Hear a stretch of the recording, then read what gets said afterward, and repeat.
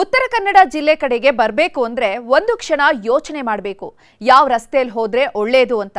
ಒಂದು ಕಡೆ ಗುಂಡಿ ಬಿದ್ದ ರಸ್ತೆಗಳು, ಇನ್ನೊಂದು ಕಡೆ ರಸ್ತೆ ಅಭಿವೃದ್ಧಿ ಹೆಸರಲ್ಲಿ ಸಂಚಾರ ನಿರ್ಬಂಧ. ಈ ಎರಡೂ ಸಮಸ್ಯೆ ಜನರಿಗೆ ಸಂಕಷ್ಟ ತಂದಿಟ್ಟಿದೆ.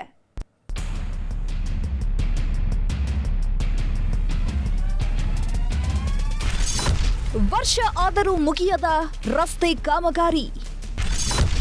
ಹದಗೆಟ್ಟ ರಸ್ತೆಯಲ್ಲಿ ಸಂಚರಿಸಲು ಯಮ ಹಿಂಸೆ.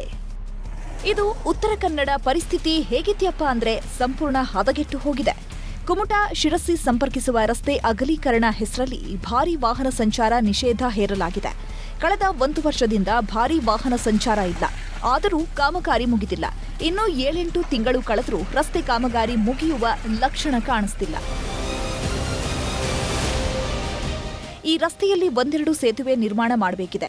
ದೇವಿಮನೆ ಘಟ್ಟದಲ್ಲಿ ಕಾಂಕ್ರೀಟ್ ಹಾಕೋದು ಬಾಕಿ ಇದೆ. ಕೆಲವು ಕಡೆ ಭೂಸ್ವಾಧೀನ ಪ್ರಕ್ರಿಯೆ ವ್ಯಾಜ್ಯ ಕೋರ್ಟ್ನಲ್ಲಿದೆ.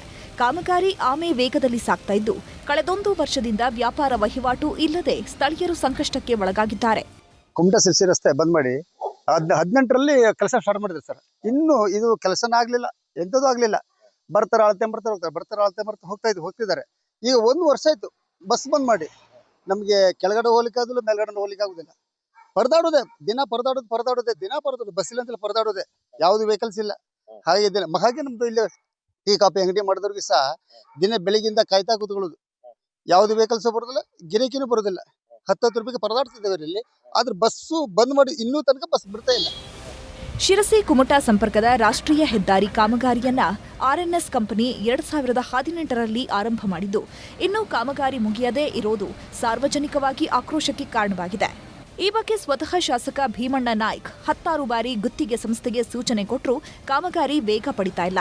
ಕಂಪನಿಯವರಿಗೆ ಅಲ್ಲ, ಈ ಕಡೆ ಬೇರೆಯವರು, ಈ ಕಡೆ ಆರ್ಎನ್ಎಸ್ ನವರು ಕೂಡ ನಾವು ಕರೆದು ಮಾತನಾಡಿದ್ವಿ. ನಾವು ಈಗ ನಮ್ಮ ಶಿರಸಿ ಭಾಗದಲ್ಲಿ, ಶಿರಸಿ ಟೌನ್ ವ್ಯಾಪ್ತಿಯಲ್ಲಿ ಸ್ವಲ್ಪ ಕೆಲಸ ಪ್ರಾರಂಭ ಮಾಡಿದ್ದಾರೆ. ಈಗ ಅದಕ್ಕೂ ಹಿಂದೂ ಕೂಡ ಬಹಳಷ್ಟು ಮಧ್ಯದಲ್ಲಿ ಬಹಳಷ್ಟು ಕೆಲಸ ಇದೆ. ಎಷ್ಟು 1 ವರ್ಷಗಳು ಆಯ್ತು ಇನ್ನೂ ಪೂರ್ಣಗೊಂಡಿಲ್ಲ ಅಂತಂದ್ರೆ, ಇದು ಜವಾಬ್ದಾರಿ ಇರ್ತಕ್ಕಂಥವ್ರು ಇನ್ನೂ ಹೆಚ್ಚಿನ ಗಮನ ಹರಿಸಿದ್ರೆ ಒಳ್ಳೇದು ಅನ್ನೋದು ನನ್ನ ಅನಿಸಿಕೆ.